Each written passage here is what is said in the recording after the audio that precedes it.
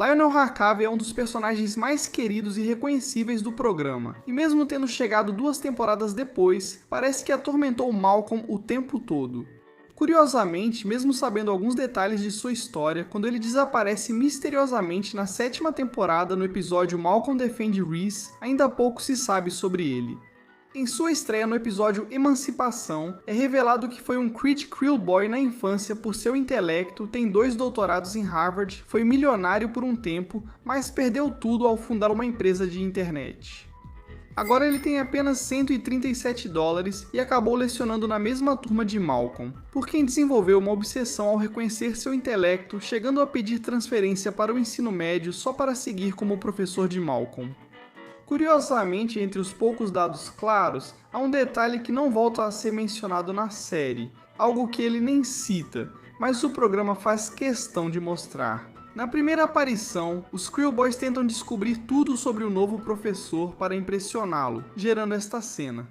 Lionel Harkavy, nascido em 8 de julho de 1963, pais John e Ida. Sim, pais John e Ida. Apesar de o nome John ser extremamente comum, Ida não é apenas um pouco mais único, mas também só conhecemos uma pessoa com esse nome nesta série, a avó do Malcolm. É só entrar no link na descrição e não perca essa oferta incrível. Para começar, preciso mencionar 2 detalhes que vocês devem estar pensando sobre a cena. Primeiro, Malcolm leu essa informação e, em teoria, ele deveria ter reconhecido tudo isso caso Herc Harkavy realmente fosse parente dele.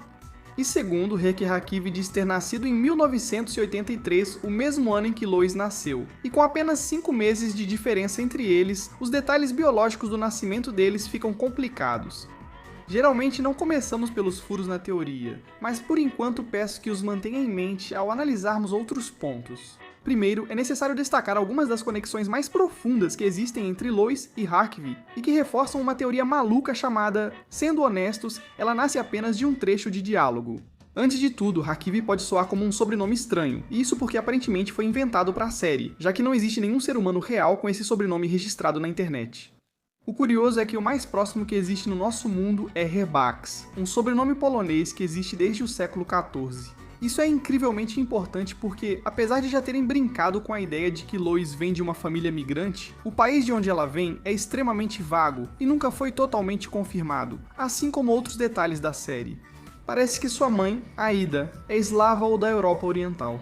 E dizemos isso não só pela sua história cheia de dificuldades econômicas e presença militar, mas também pelos trajes típicos, expressões, festas nacionais, tudo isso somado à verdadeira herança da atriz que interpreta a Lois, vinda de uma família polonesa. Assim, nossos principais candidatos são Croácia, Liechtenstein e Polônia, lugares que combinam perfeitamente com o sobrenome de Lionel Harkavy. Este não é o único aspecto em que a herança familiar aparece. Talvez você conheça a ideia de que irmãos têm inteligência em áreas distintas. Essa teoria tem outra camada pouco discutida. A inteligência parece ter vindo do lado materno. Lembremos que Lois é uma mulher inteligente na área da literatura, superando até mesmo o Malcolm nesse aspecto, dependendo do episódio. Sobre o que é sua tarefa? Um resumo de O Morro dos Ventos Uivantes. Eu fiz meu trabalho final sobre esse livro. Não é verdade! Tomara que você não use o clichê de que Kathy e Heathcliff são almas gêmeas. Notou a hostilidade sutil ao romantismo? Kathy é tão ligada a Edgar quanto a Heathcliff, chegando a levar uma mecha do cabelo dele ao túmulo. Eu já sabia disso. E eu digo, tanto Lois quanto Malcolm são pessoas tóxicas muito parecidas, achando que sempre têm razão e que suas vontades devem ser seguidas o tempo todo. E até mesmo se vendendo como a pessoa mais razoável da sala quando precisam resolver problemas, mesmo que proponham ideias exageradas. Esses são padrões de comportamento que nasceram de uma criação cheia de pressão, com vários desses detalhes sendo compartilhados pelo próprio Harkavy. Na verdade, seus estilos de ensino são muito semelhantes. Lois e Herc Harkavy são pessoas inteligentes e super qualificadas para seus trabalhos, mas estão desiludidas com o rumo de suas vidas. E seus métodos de ensino se baseiam na humilhação, punições excessivas e competição, buscando baixar a bola dos garotos com quem convivem e mostrar como a vida lá fora é difícil. Como bônus, eles quase nunca reagem corretamente à confrontação, levando Malcolm a se rebelar, sua única resposta, o que torna a similaridade suspeita. Sabemos que ambos tiveram um passado difícil, cheio de expectativas e dificuldades, e agora buscam em Malcolm um bode expiatório ao qual dedicar o resto de suas vidas. Huck e Hercule querem ensinar Malcolm a liberar seu potencial para que não fique preso como ele, e possa se tornar multimilionário sob pressão, pelo menos no início. Já a Lois que busca o mesmo, mas para que seu filho chegue a ser presidente. Expectativas pesadíssimas e espetaculares. Outro detalhe a considerar é que, fora de Aida, a série realmente não repete nomes, ou faz isso o mínimo possível. Por isso, pegar o nome de um personagem que já existia desde a temporada anterior, e principalmente ter escolhido um nome tão incomum, faz a coisa passar de curiosa para bastante suspeita. Mas mesmo que você quisesse ignorar absolutamente tudo o que eu apresentei até agora, ainda não falamos do mais importante. Aida, que tem a história mais estranha da série, e embora sem provas concretas, quase certeza que é a encarnação de Satanás. Não exagero ao dizer isso, pois suas ações vão de drogar um chinês rico a ter uma escrava com quem ela ia obrigar a Reese a se casar. Racismo tão forte quanto o dos fãs de certo homem alaranjado. FBI, abram.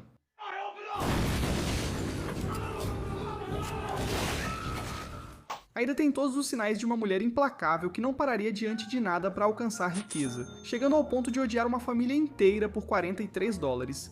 Foi dela que provavelmente nasceram essas exigências sob as quais ambos os irmãos, entre aspas, cresceram. E pelo menos conhecemos um lado da moeda. Lois era constantemente comparada com sua irmã Susan, que era vista como alguém mais bem-sucedida e de melhor nível social. Ela sempre achou que era fraca, preguiçosa ou culpada por Susan não ter encontrado um marido por ter tirado o Hal dela. Inclusive, Victor repetia vários dos mesmos comportamentos tóxicos de preferir Susan a Lois, chegando ao ponto de só ter voltado depois de abandonar a Ida por causa do seu amor por Susan. Mas parece que não era um ódio infundado, porque Aida e Victor tinham um probleminha bem pequeno, eles não conseguiam parar de trair um ao outro. No episódio A Outra Família de Victor, mostra-se que enquanto Aida estava chateada porque Victor se envolveu com Sylvia, ela começou a sair com um tal de Radu Gogorski com quem o episódio faz graça. A ideia de que ele poderia ser o pai biológico de Lois, embora fique ambíguo, já que Aida poderia ter inventado o cara só para atormentar Lois. Além disso, em outro episódio, uma foto mostra Victor jovem, muito parecido com Francis. Por isso, acredito que Victor seja o pai. Mas isso não muda que Victor tinha outra família em Manitoba, conhecida por Aida, e ambos seguiram sendo infiéis um ao outro por anos como se nada tivesse acontecido. O que nos leva de volta a Hercule nessas circunstâncias parece muito provável, que depois desse período de infidelidades malucas, Aida acabou engravidando de outro homem. Mesmo registrado, ela enviou o menino ao pai desconhecido para que Aida ficasse com Victor e tivesse Susan, a filha perfeita do casamento ideal.